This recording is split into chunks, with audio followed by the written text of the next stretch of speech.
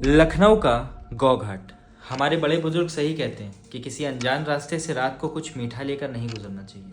पर रोहन को क्या पता था कि वो मलाई पान का डिब्बा उसके लिए इतना बड़ा खतरा बन जाएगा। तो आइए जानते हैं कि और क्या क्या हुआ रोहन के साथ इस कहानी में। बात पिछली गर्मियों की है। मेरे मामा का लड़का रोहन चौक में एक पारिवारिक दावत से लौट रहा था। रात के करीब 1:30 बज चुके थे।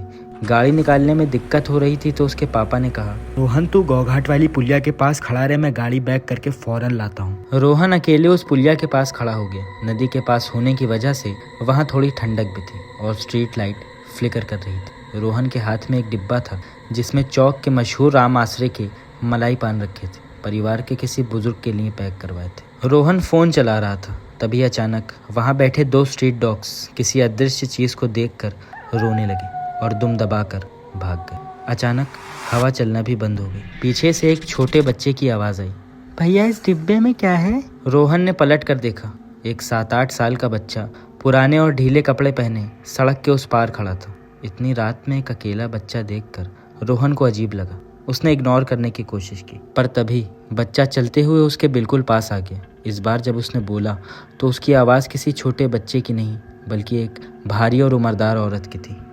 मलाई पान लाए हो, हमें ना दोगे? रोहन का पूरा जिस्म सुन पड़ गया। बच्चा मुस्कुराया पर उसकी आंखों की पुतलियां बिल्कुल सफ़ेद थीं। रोहन को दादी की बात याद आई कि ऐसे वक्त पर जो मांगे दे देना चाहिए और भगवान का नाम लेना चाहिए। उसने चुपचाप वो मिठाई का डिब्बा पुलिया की दीवार पर रखा और 2 कदम पीछे हट गया। बच्चे ने डब्बा नहीं छुआ, उसने बस उस डब्बे की तरफ एक गहरी सांस खींची जैसे खुशबू सूंघ रहा हो। तभी हॉर्न की आवाज़ आई। रोहन के पापा गाड़ी लेकर आ गए थे। रोहन जल्दी से गाड़ी में बैठा। पापा ने पूछा, क्या हुआ रोहन, तुमने डब्बा वहाँ क्यों छोड़ दिया? रोहन ने घबराते हुए बाहर इशारा किया। वो बच्चा, उसने मीठा मांगा। उनके पापा ने बाहर देखा और गाड़ी तेजी से आगे बढ़ा दी। उनके चेहरे का रंग उड़ चुका था। जब वो लोग थोड़ा आगे निकल आए तो पापा ने कांपते हुए कहा, बेटा मैं जब से गाड़ी मोड़ रहा था तुझे ही देख रहा था। वहाँ कोई बच्चा नहीं था, तू अकेले ही दीवार पर डिब्बा रख रहा था और डब्बा रखते ही उस पर अचानक से ढेर सारी काली चींटियां कहाँ से आ गई थी। अगली सुबह हिम्मत करके रोहन और उसका एक दोस्त उसी पुलिया पर गए। डब्बा वहीं रखा था।